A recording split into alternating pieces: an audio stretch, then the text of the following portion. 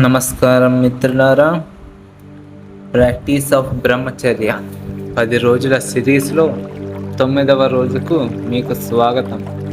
నిన్నటి 8వ భాగంలో మనం గృహస్థాశ్రమంలో ఉంటూ సంసార జీవితంలో పవిత్రతను, సంయమనాన్ని ఎలా సాధించవచ్చో చాలా వివరంగా తెలుసుకున్నాం.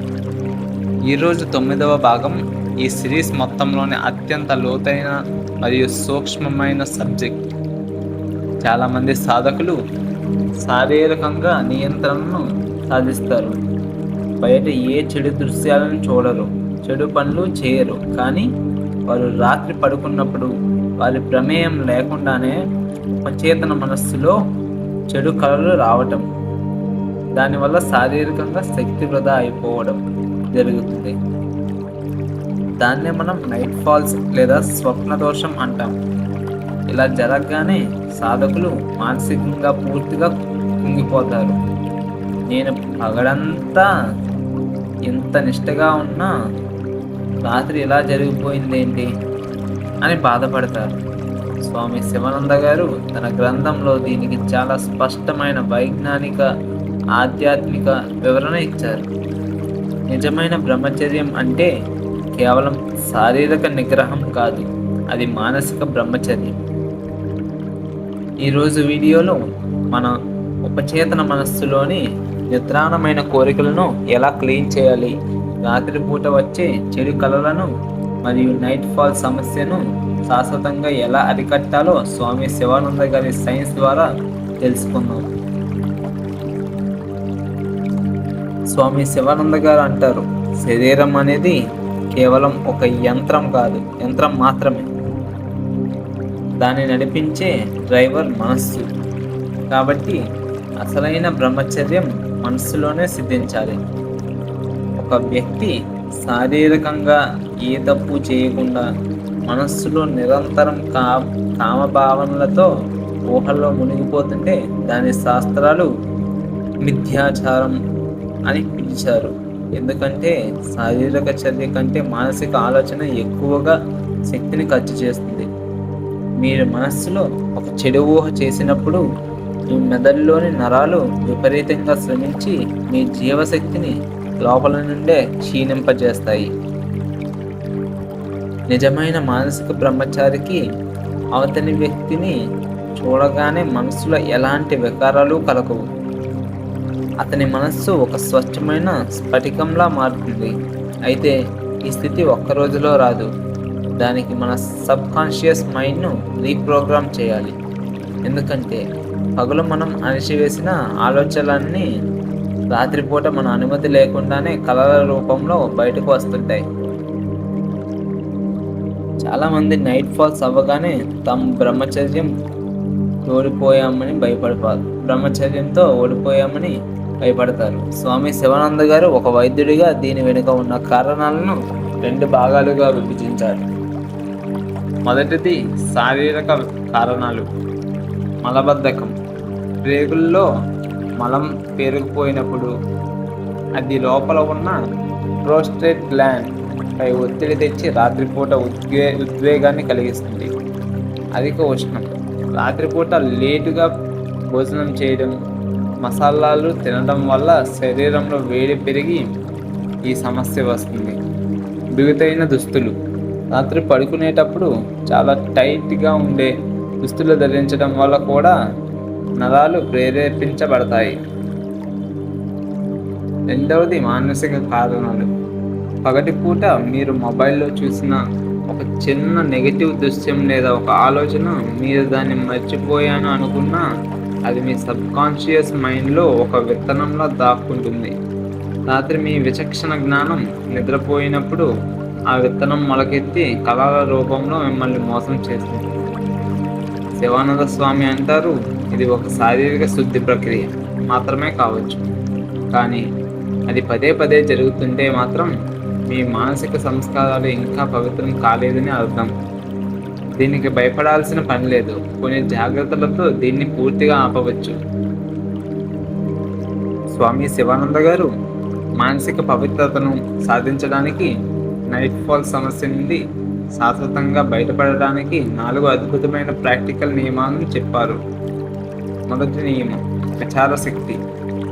పగటిపూట మీ మనస్సులోకి ఏదైనా ఒక చెడు ఆలోచన రాగానే దాన్ని అక్కడే ఆపేసి ప్రశ్నించండి.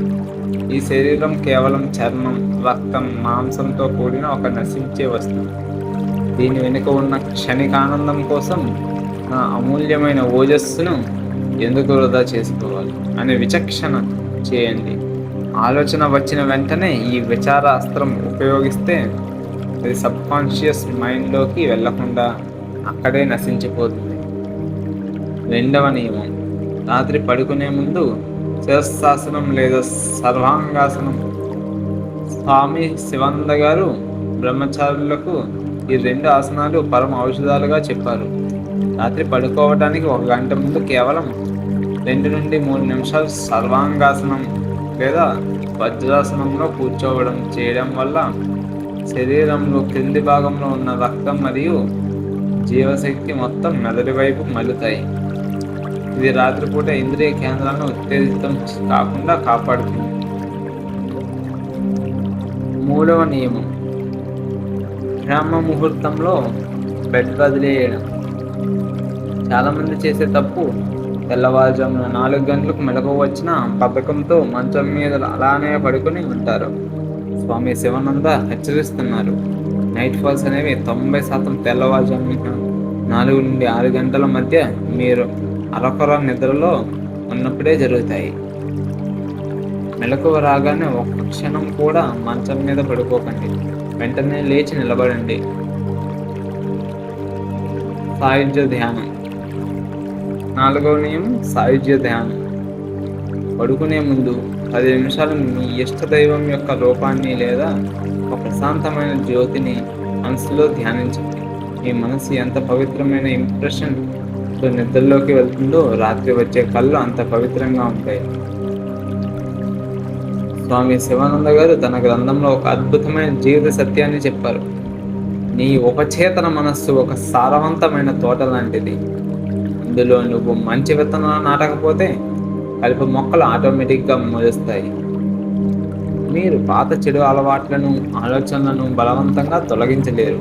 దానికి ఉన్న ఒకే ఒక్క మార్గం మీ మైండ్ నిరంతరం ఉన్నతమైన విచారాలతో, కెరీర్ గోల్స్తో, ఆధ్యాత్మిక చింతనతో నింపేయడం. మీ మనస్సులో సాత్విక ఆలోచనలు ఎంతగా పెరిగిపోతాయో పాత తామసిక సంస్కారాలకు అంతగా స్థలం లేకుండా పోతుంది. నైట్ ఫాల్స్ ఒక్కసారి జరిగినంత మాత్రాన మీ బ్రహ్మచర్యం 0 అయిపోలేదు.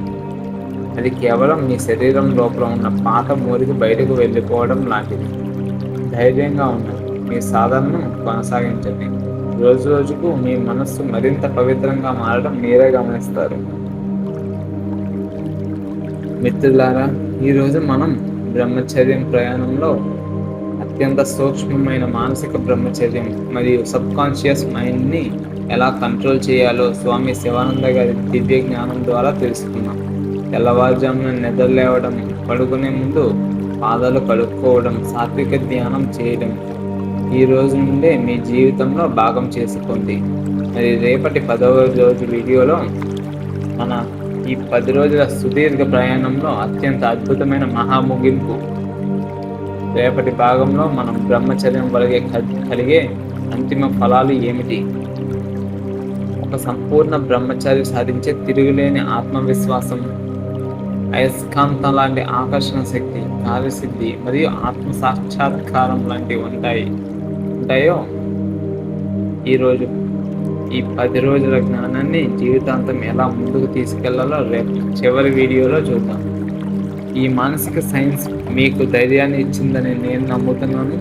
వెంటనే ఈ వీడియోని లైక్ చేయండి, మీ మిత్రులందరికీ షేర్ చేయండి, ఛానల్ని సబ్స్క్రైబ్ చేసుకోవడం మర్చిపోకండి. రేపు ఉదయం గ్రాండ్ ఫినాలే వీడియోలో కలుద్దాం. అంతవరకు సెలవు. సర్వే జనా సుఖినో భవంతు. జై హింద్.